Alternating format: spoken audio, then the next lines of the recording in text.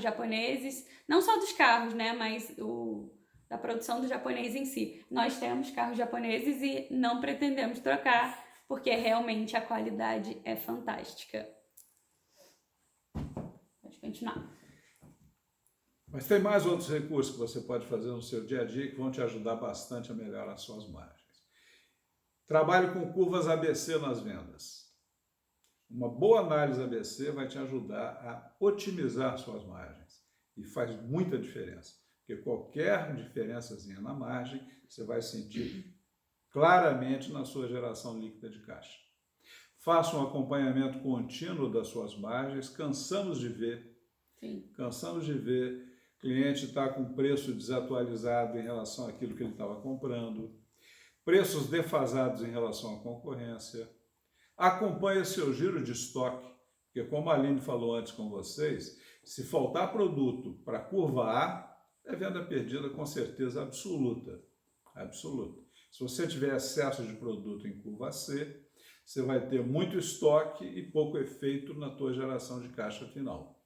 Tá? Então, trabalhar essas curvas ABC de vendas e de estoque é fundamental para você ter margens melhores.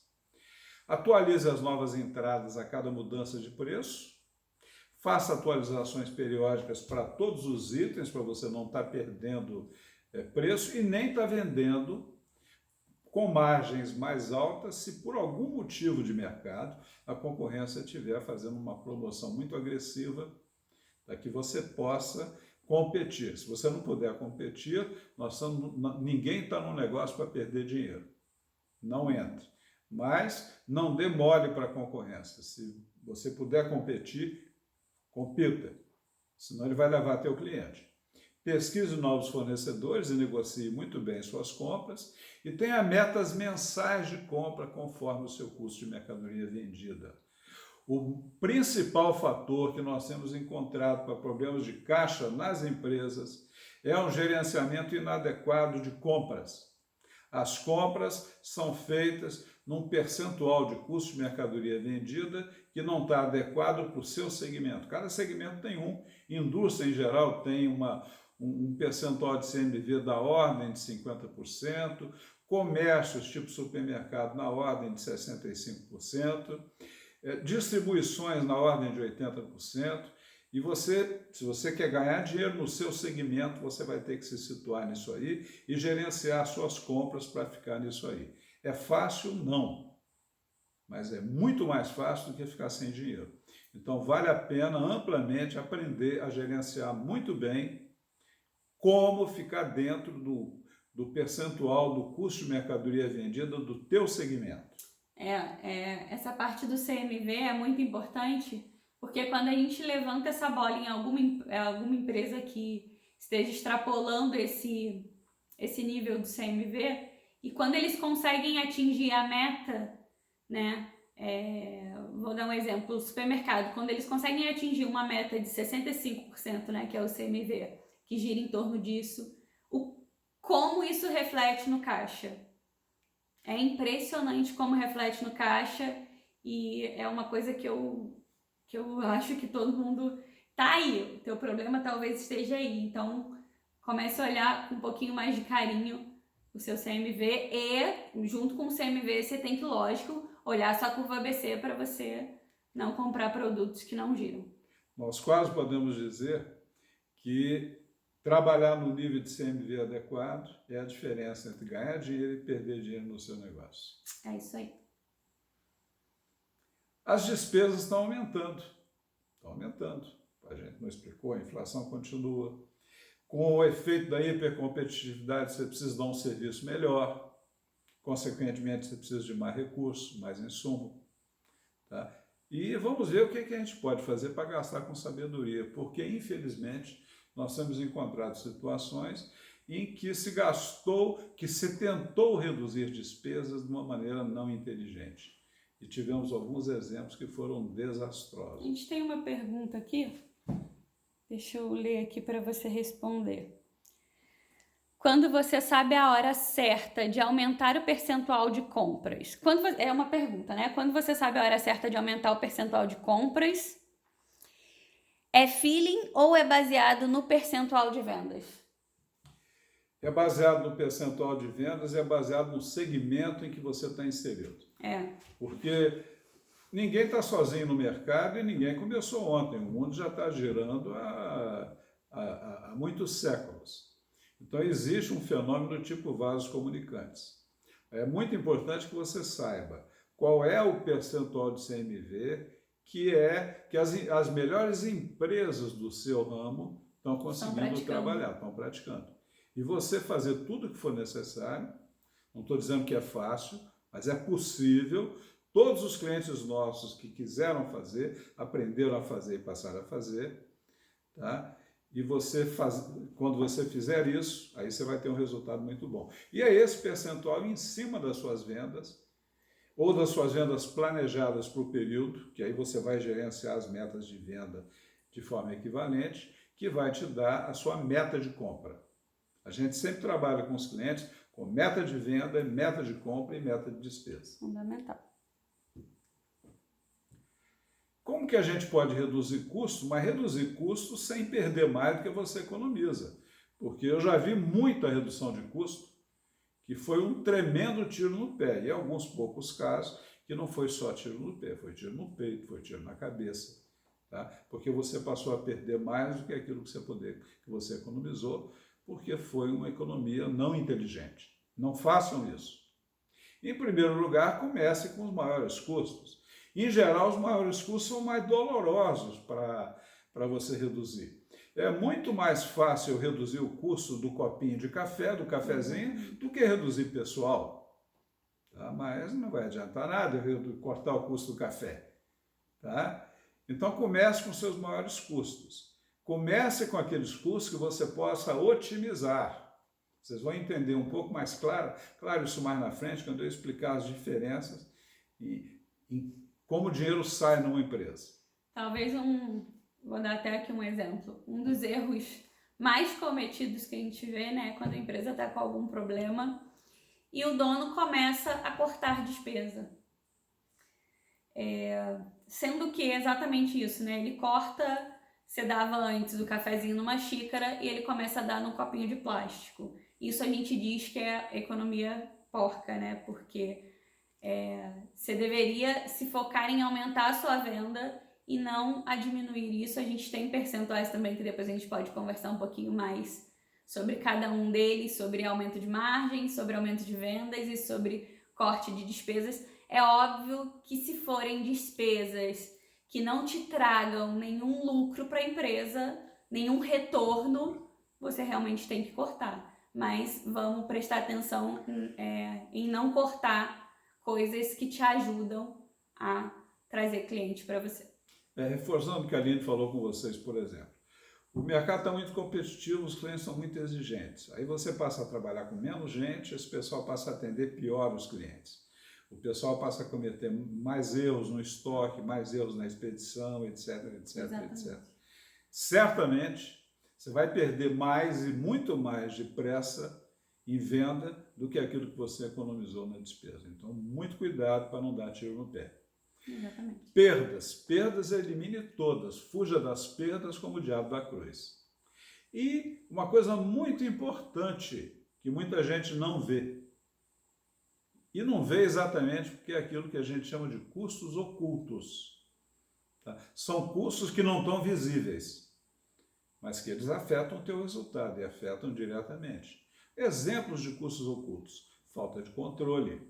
Sim. Com falta de controle, o teu dinheiro vai vazar, outros vão levar. O desperdício vai aumentar. Baixa produtividade. O concorrente consegue fazer mais com menos recursos do que você. É um custo. Mau atendimento, um custo elevadíssimo. Falta de comunicação interpessoal. Ora, se nós precisamos cada vez mais que as pessoas atuem como um time, se o pessoal não se comunica, o time não joga. Tá? Então, esses fatores intangíveis, relacionamento, conflito, são custos ocultos muito elevados numa empresa. Aliás, conflito, por exemplo, em empresa familiar, talvez seja uma das causas principais de morte de empresa. Então, são custos ocultos, muitas vezes, muito altos. Espera aí que temos mais aqui, ó. Vamos lá. O lucro advém de quanto economizamos e não de quanto ganhamos. Você pode ter alguém com um lucro de 50 e um custo de 45, e você pode ter alguém com um lucro de 30 e com um custo de 15. Quem tem mais liquidez? Sabe responder essa? Sei.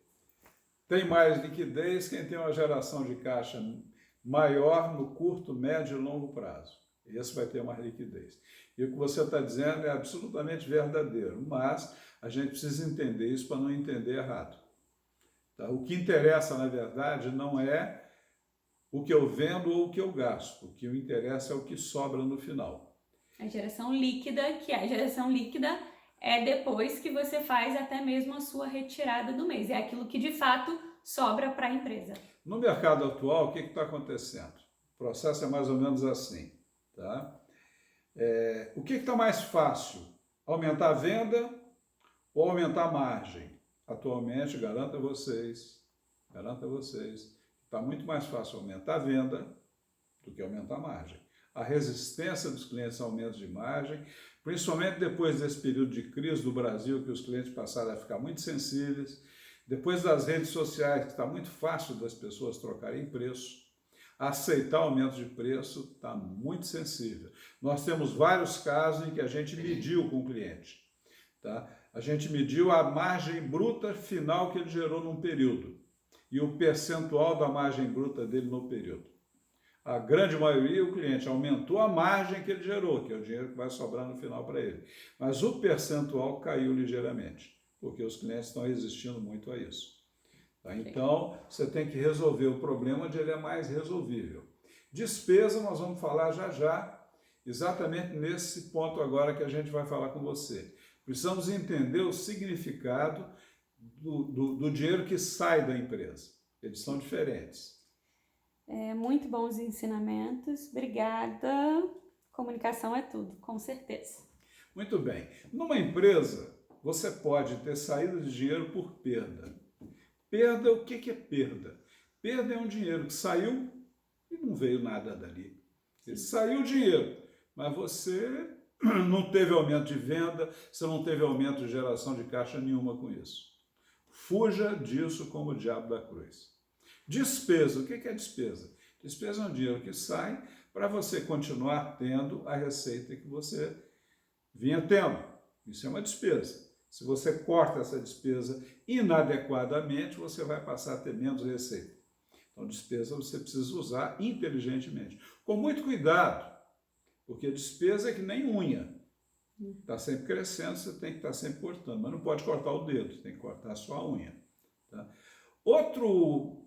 Outra coisa muito importante para a gente entender, nessa geração de caixa, nessa liquidez que vocês falaram aí, é entender a diferença de custos fixos e custos variáveis.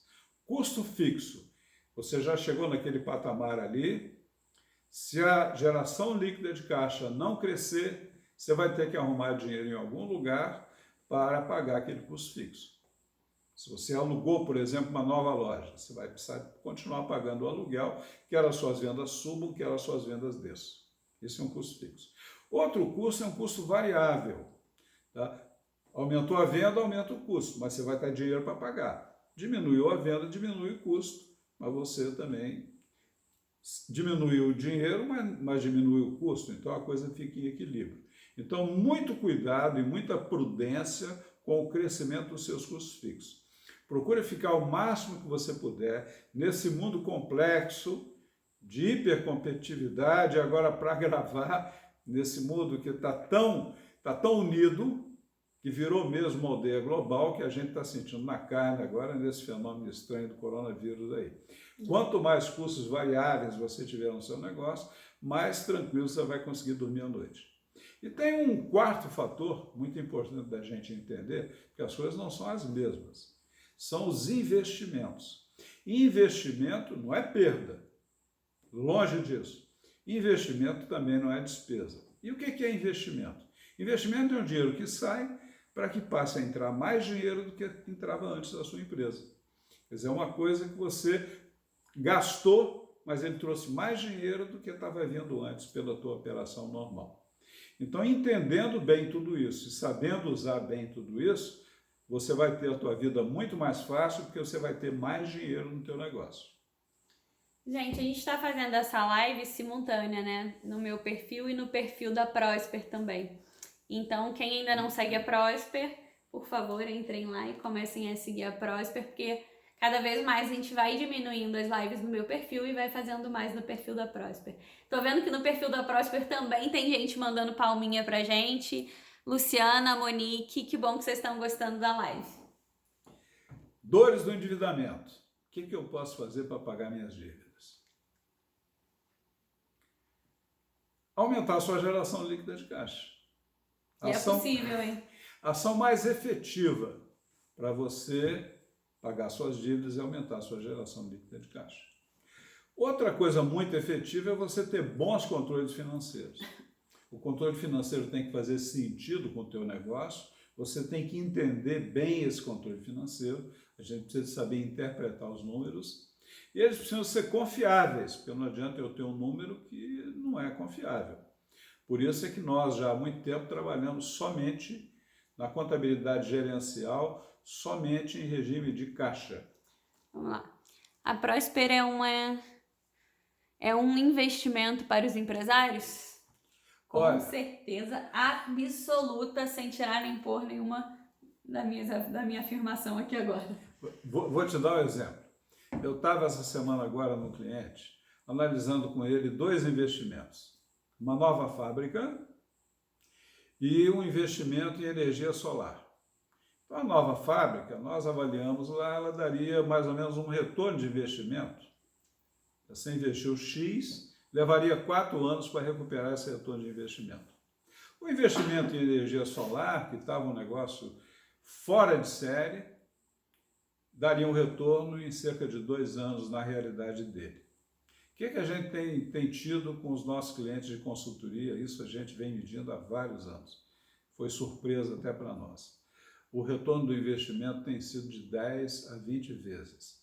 É como se você comprasse um terreno, pagando, vamos dizer, 100 mil reais por mês, e depois de um ano você vendesse ele por 1 milhão e 200 mil reais ou 2 milhões e meio, tá? Nessa ordem. Existe um potencial enorme de melhoria de resultados nas empresas médias e pequenas, que com essa mudança do mundo empresarial, os empresários não tiveram a oportunidade de conhecer. Quando a gente junta o conhecimento que o empresário já tem do seu negócio, porque o empresário conhece o seu negócio, com o conhecimento que a gente traz de gerenciamento financeiro, de controle, de gerenciamento de pessoas, de melhoria de processos, o efeito é de alta alavancagem. Então, podemos dizer, somos sim investimento e um ótimo investimento. E assim, não é jabá, mas eu de vez em quando posto aqui no meu perfil também, sem revelar o nome, mas eu posto alguns resultados de alguns clientes nossos. E assim, a gente tem tido um resultado de aumento de vendas que é assustador até para mim, que trabalho com isso há 8 anos com meu pai. Enfim, nós temos clientes hoje com essa hipercompetitividade toda, com a crise que teve, crescendo 30%, 40%, 50% das suas vendas. Então isso é com certeza um mérito nosso e que a gente tem muito orgulho de falar. Então com certeza a Prosper é um investimento e hoje é um investimento muito valioso, eu acho que para a maioria das empresas. Outra coisa que ajuda muito no pagamento das dívidas é otimizar o capital de giro. Antigamente, quando as margens eram mais altas, ninguém precisava se preocupar muito com isso. Hoje em dia, não dá mais para olhar só o fluxo, você tem que ver o capital de giro. Porque a maior parte dos endividamentos veio como consequência de um gerenciamento de capital de giro inadequado. Então, saber gerenciar bem o capital de giro, otimizar o capital de giro é muito importante para você reduzir suas dívidas. Procurar trabalhar com os menores juros de mercado que você conseguir e fazer o que você puder para reduzir e quitar suas dívidas. E é legal você falar dessa parte do capital de giro, que hoje, antigamente, você não precisava controlar isso, né? Hoje é fundamental, né? Você controlar e otimizar o seu capital de giro. O capital de giro é mais ou menos como uma geleira. Ele aumenta, ele tira a água do ambiente. Beijo, Camila. Ele diminui, ele bota água no ambiente. Você melhora o gerenciamento de capital de giro, gera caixa na empresa. A gente cansou de ver isso acontecer.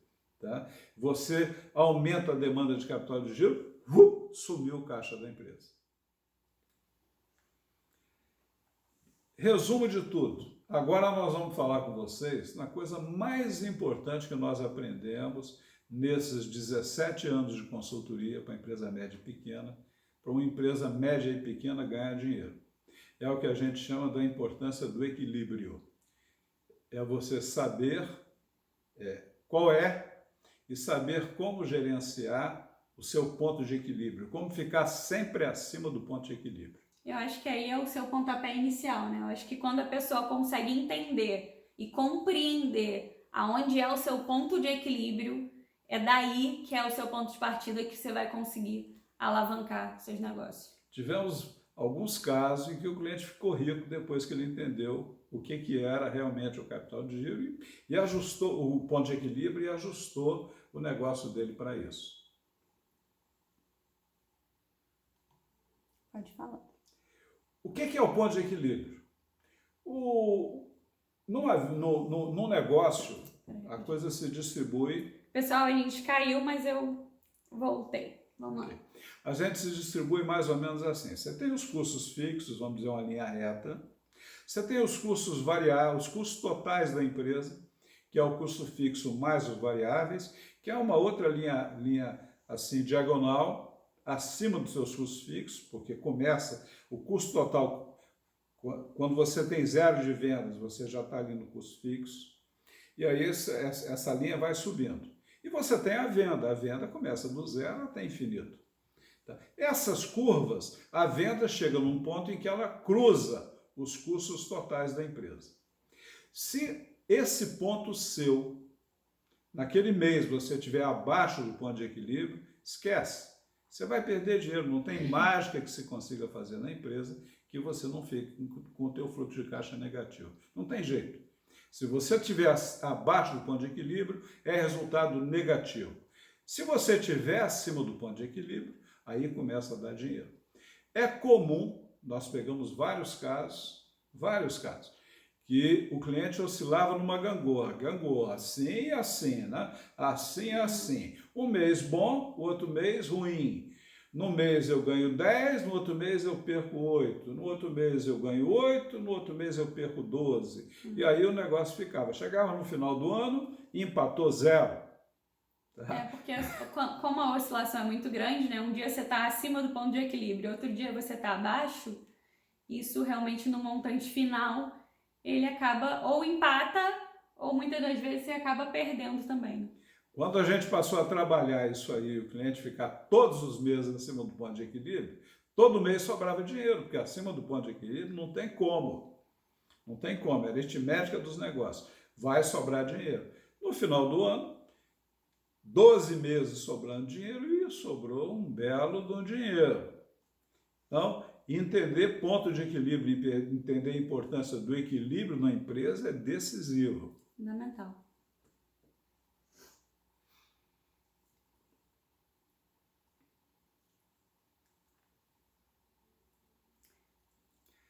Poder e sabedoria. Eu uso muito uma frase de Jesus que eu acho de muita sabedoria para os empresários. E nesse mundo complexo, nesse mundo competitivo, quem tem poder precisa de ter poder e sabedoria. Tá? A gente precisa pensar e ponderar as consequências antes de agir. Tá? Por isso é que o equilíbrio emocional é tão importante para os resultados da empresa. Por isso é que na live do dia 2 de abril, nós vamos falar sobre as soluções que vão ajudar o empresário a ter mais qualidade de vida, a ter mais equilíbrio emocional e mais equilíbrio nele mesmo, porque o fiel da balança numa empresa é o empresário, o estado interno do empresário. Faz toda a diferença do mundo. Porque, como falou Jesus, poder a gente tem, o plantio é livre, Plantia livre. A gente pode fazer muita coisa, mas a colheita não. A colheita é obrigatória. Você fez, você vai ter a consequência. Fez bem, tem consequência boa. Fez errado, tem consequência errada. Temos outra pergunta aqui. Como você calcula esse ponto de equilíbrio? Esse ponto de equilíbrio é calculado assim. Você calcula qual a sua curva de custo total da empresa, qual é a sua venda, qual é a sua curva de venda, como é que sua venda cresce, tá? Em função da quantidade de venda aumentando, como é que cresce a sua receita, em função da quantidade de venda aumentando, como é que cresce o seu custo total. E onde essas duas curvas se cruzam é o seu ponto de equilíbrio. No nosso e-book tem um exemplo desse ponto de equilíbrio e como ele é calculado. Então, depois eu te mando para você conseguir ter uma ideia um pouco melhor. Nós fazemos muito em cliente. Depois que você monta um lucros e perdas bem estruturado, direitinho, a gente começa a trabalhar com planejamento financeiro. Ora, um planejamento financeiro é um simulador financeiro. Com o simulador financeiro, você simula. Se a minha venda subir tanto, o meu custo de compra, o meu custo de imposto vai subir tanto. Mas o meu custo fixo ele vai ficar mais ou menos o mesmo. Então, como é que fica a minha geração líquida de caixa no final? Aí fica fácil de você detectar exatamente o valor do ponto de equilíbrio da empresa. A gente faz isso quando passa a ter informações financeiras confiáveis com todos os nossos clientes, porque é fundamental saber o ponto de equilíbrio e ficar sempre na frente dele, acima dele. Muito bem. Nesses 17 anos que a gente trabalha com empresa média e pequena, na abordagem de consultoria nossa, que a gente chama de consultoria de negócio, a gente sempre faz um diagnóstico inicial. Quer dizer, antes de começar a tratar o cliente, a gente faz um diagnóstico primeiro. E como a gente trabalha muito focado em melhorar a vida do dono da empresa, a gente sempre pergunta o que o cara quer, porque cada pessoa é uma pessoa, cada um tem o direito de querer coisas diferentes na sua vida. E a gente tem visto que as pessoas realmente querem coisas diferentes. Se você olhar essas diversas respostas que a gente foi acumulando ao longo do tempo, você vai ver que tem gente que quer uma coisa, gente que quer outra.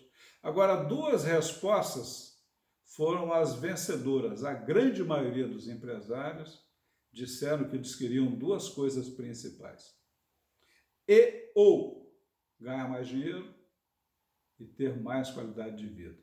Na verdade, a grande maioria queria as duas coisas, ganhar mais dinheiro e mais qualidade de vida. Então, a gente focou muito a consultoria do negócio em dar isso, ganhar mais dinheiro, que vem em função de todas essas abordagens que a gente falou dos processos da empresa, e ter mais qualidade de vida, que vem essencialmente em você saber lidar melhor com você mesmo, porque a tua vida, você precisa saber lidar com você precisa saber lidar com os seus condicionamentos, com as suas emoções, com tudo isso, e saber lidar com as pessoas. Porque pessoas é o único ativo que pensa numa empresa, mas gente é um bicho muito complicado. Então essa parte aí é o que vai dar o reflexo em você conseguir delegar mais e, consequentemente, ter mais qualidade de vida. Isso a gente vai falar mais na live do dia 2. Dia 2 de abril. Muito bem, resumindo, aqui nós passamos para vocês o conhecimento, exatamente aquilo que a gente usa nos clientes. Mas o que a gente consegue passar aqui é o conhecimento. Sim. A gente não consegue passar para vocês a habilidade de saber fazer. Por exemplo, funil de vendas. Tá? É complicado? Não. Os clientes que a gente ensinou aprenderam de cara? Também não. Em geral, levaram 2 a 4, de 3 a 6 meses para realmente dominar o funil de vendas. Depois que dominaram, aí a vida deles mudou. Um bom lucros e perdas, um bom gerenciamento para você ter números confiáveis. O que a nossa experiência tem mostrado, Aline? Quanto tempo tem levado com os clientes para ele chegar no número certinho? De 3 a 6 meses. Então, não basta só a gente ter o conhecimento, a gente precisa saber usar o conhecimento. Para a gente desenvolver essa habilidade, esse saber usar, a gente precisa de praticar para saber fazer na prática e saber fazer direito, porque é da prática que vem a perfeição. Se você quiser ajuda, a gente está aqui, tá? Já tem 17 anos que eu venho fazendo isso, e o Salomão colocou uma coisa muito interessante, muito importante. Algumas pessoas confundem um pouco. Elas acham que se tiverem ajuda é um demérito para elas. Quer dizer, a pessoa está com uma inflação de ego, ela fica achando que isso não é ela sozinha que teve a ideia, que isso não foi inventado aqui, como dizem os americanos, não serve. Então não é mais assim. Não é mais assim. O mundo está muito complexo, o conhecimento humano dobra a cada 2, 3 anos. Então ninguém mais sabe tudo. Nós não sabemos tudo. Nós trabalhamos com o cliente a 4 mãos. Do negócio dele, ele conhece muito mais do que a gente. Muito mais do que a gente não está ali para disputar com ele isso. Isso ele conhece. O que nós conhecemos é gerenciamento, controle, desenvolvimento de pessoas. Isso a gente conhece muito, muito. Porque a gente já vem fazendo isso há bastante tempo e fazendo isso com muitas empresas, porque você vai aprendendo com uma e com isso aí você vai acumulando seu conhecimento. E a grande verdade no mundo dos negócios hoje é que, assim como no esporte, hoje, no mundo empresarial, os profissionais têm treinadores, eles têm coaches também. Vocês conhecem algum atleta olímpico que não tenha treinador, por melhor estrutura física que o sujeito tivesse? Os grandes atletas, sem exceção, todos têm treinadores. Então não é vergonha, é inteligência. Eu nunca me esqueço, eu morei em São Paulo um período e tive contato com muitas usinas de açúcar. Onde eu fui criado, no início, os ricos da região eram usineiros. E depois que eu voltei a ter contato com esse pessoal, muitos anos depois, vi que a maioria das usinas, a maioria dos milionários tinha quebrado. Quando eu conheci as usinas de açúcar de São Paulo, eu fiquei muito surpreso, porque as usinas de açúcar de São Paulo estavam muito bem e todas ganhando muito dinheiro. Mas todo ano as empresas estavam lá sistematicamente trabalhando a sua melhoria contínua. Todo ano estava lá fazendo uma consultoria para ver o que ele podia fazer melhor. Porque o importante, o poder do empresário não vem dele adivinhar tudo, dele saber tudo sozinho. O poder do empresário vem dele estar fazendo o melhor que o mercado tem disponível para ele poder usar. Tem mais uma aqui. Uma empresa é um time, cada um desempenha um papel tão importante quanto o que faz o gol. Eu costumo dizer muito uma frase que é o seguinte: juntos somos mais do que cada um de nós. Isso aí. Oi, Léo, boa noite. Ok, pessoal? Era isso que a gente queria falar com vocês. Então a gente, no dia 25, vamos fazer uma live sobre soluções criativas, com participação de um empresário também, para vocês terem uma visão real numa empresa de um fenômeno de criatividade, tá? Que é o Léo que vai estar conosco lá, e nós vamos explicar muita coisa que existe já na administração de empresas sobre inovação, criatividade, etc. Então vocês estão convidados no dia 25, nesse mesmo horário. Isso aí, gente. Salomão, realmente essa live dá um livro. Boa ideia. Dia 25, nós vamos fazer uma live sobre soluções criativas. Que, ó, quem tá falando aí com a gente, o Léo Coalhada, que é um chefe renomado aqui, vai participar dessa live com a gente e o prazer é nosso receber ele nessa live. Então, eu convido todo mundo, quem quiser participar, vai ser dia 25 às 8 horas da noite. Também vamos fazer a divulgação desse evento, então vamos estar lembrando vocês. E a galera que participou da live de hoje, que quiser esse e-book sobre essa live, é só me mandar um oi no direct, que eu vou ter um prazer imenso de mandar a live para vocês. Obrigada por ficarem com a gente essa 1h13 de live. Mas realmente a gente tem muito conteúdo para passar e a gente ficou muito feliz com a participação de todo mundo. Obrigada, Salomão, que você fez ótimas perguntas. Obrigada a todo mundo que participou e a gente se encontra de novo no dia 25 às 8 horas da noite, tá bem? Pessoal, muito obrigado a todos e reforçando para a gente terminar. Juntos somos mais do que cada um de nós. Vamos juntos nessa, tá? Beijo, gente. Tchau, tchau.